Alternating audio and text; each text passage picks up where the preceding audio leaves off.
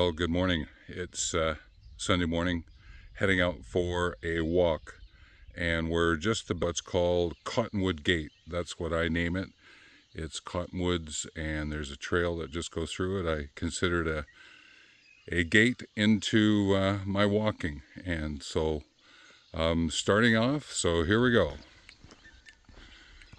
So with the walk that I take each morning, often I go in the direction that you see before us, that sort of paved road, and then just off to the side, to the left here, is a path, and the path goes through what I call the fence, and it drops down into the creek that way. We are going to start the initial walk along the paved component and then drop off a little bit farther down as we head to go through the town site. This is what's called 9 Bite Pond. It's a storm overflow. The 9 Bite Pond is the name I gave it. If you look at the edges, it looks like there's been nine bites taken out of the storm overflow. But it's where the birds are finding their nests in the cattails, and it's full of life any given morning. And I thought that I'd just share 9 Bite Pond.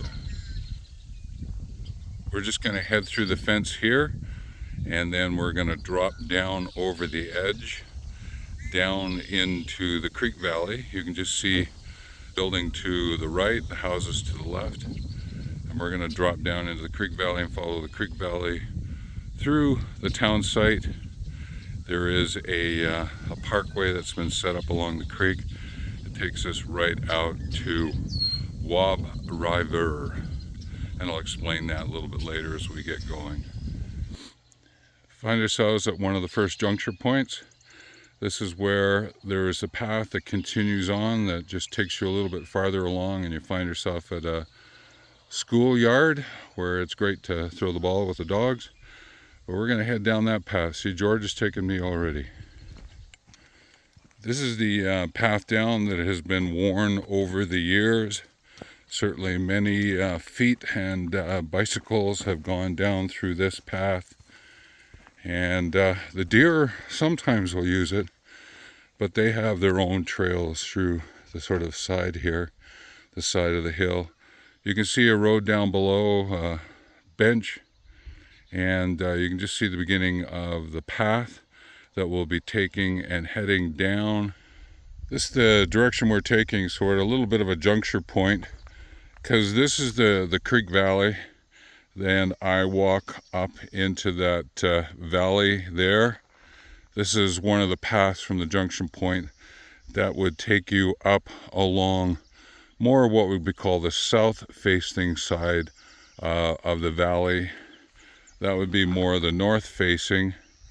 The creek is just down in that area there, and we're headed along this path, and we're going to walk down through the valley towards Wob River.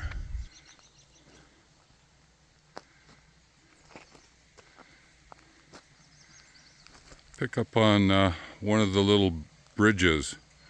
It's been around a while, and it is one of the drainage systems away from one of the main buildings up here, and it joins up into the creek in that area there.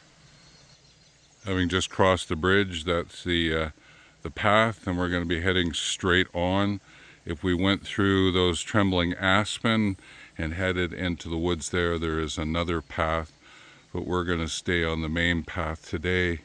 I just want to show you the rock face that I walk by.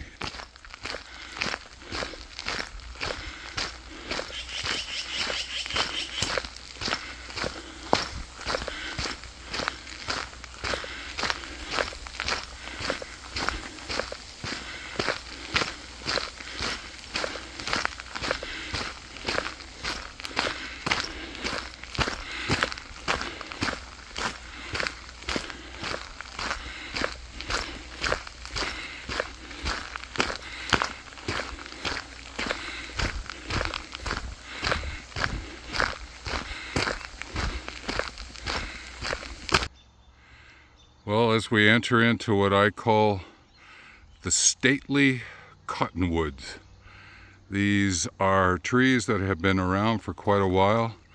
They anchor in a spot where there was housing at one point in time many years ago when they first started to create a town site in this area.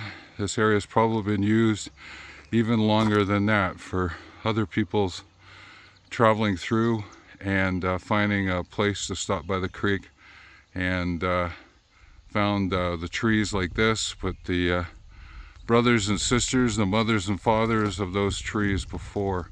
But it's a wonderful place to walk through and into and out of. It just has that very stately, majestic feeling to it. These are quite old trees, and it's beautiful to have an opportunity to walk through them. And there are park benches in there to sit by the creek underneath these trees. Wonderful shade on a warm day.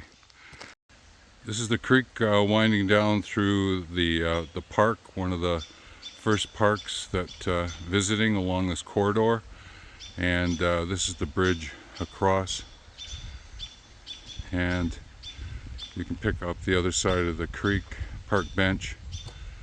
And now as I walk forward, I'm going to go across the open field. On the other side of that is the bridge across the road. There's a path that goes underneath, and I'm probably not going to show a lot in that pathway down to Wab River. There is a couple of sections that are treed in a little bit more, but I don't want to be taking people's backyards and someone coming out and complaining about it or anything like that. So I'm going to respect people's privacy on a Sunday morning. I'm just going to continue walking on, and Georgia will be there with me as I've rigged up my walking leash on my hip here, and she'll be joining me having gone through this open field. So from a timeline's point of view, there'll be a break between me and videoing, but for you it would be sort of a split second as I go into the next frame that's created through the wood section. The houses are off to the right and left. You can't quite see them, and you get to enjoy the path for what's there. You can see it just off of my shoulder here, continues down, and it's sort of a place where you really can't hear much. You really have to look for the houses that are on the other side, but just very faintly, I probably won't pick it up with the camera, you can hear the brook. So it's kind of a beautiful place. I just want to give you a sense of along the path so that you might get a better appreciation for this little urban park.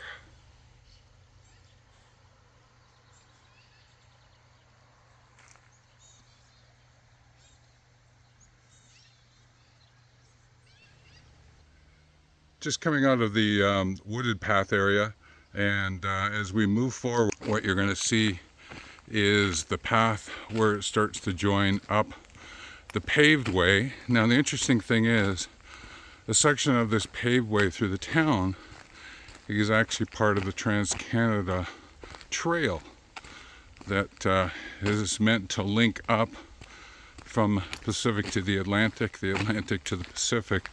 And this is a section of it that you can walk. And I'm just going to take you to it. If you wanted to look up the Trans-Canada pathway, you can. And that's one of the ways that takes you east. We're going to head west, and you can just see the trail there in the middle. And we're going to take that down to Wab River.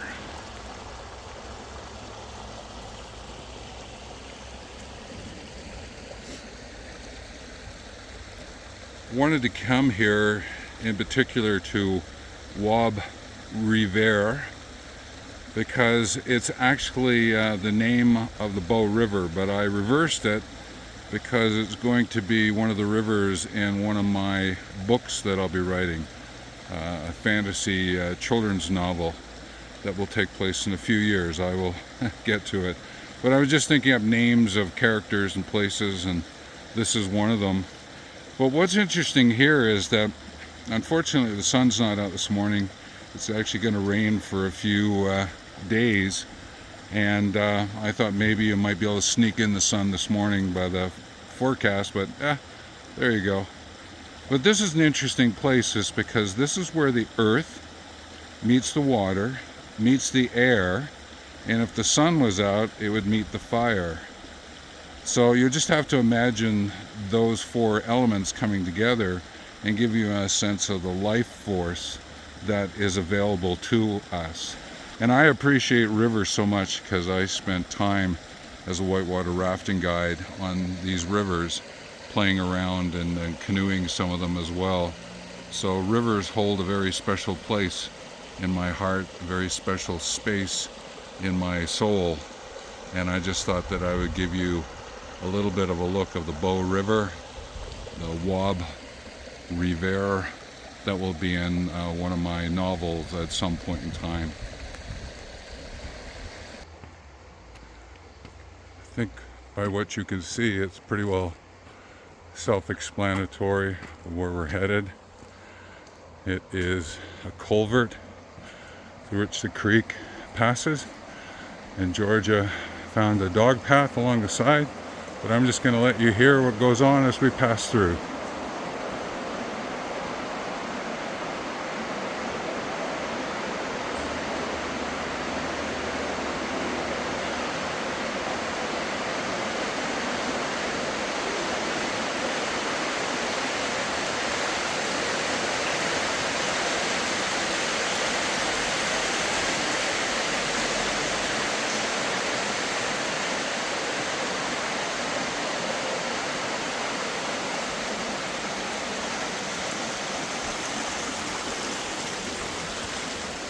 And if you haven't seen it yet, you see the deer?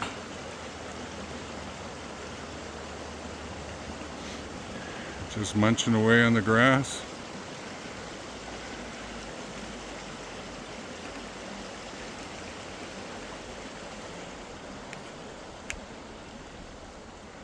This is one of the deer that's quite habituated into the pathway, and dogs and people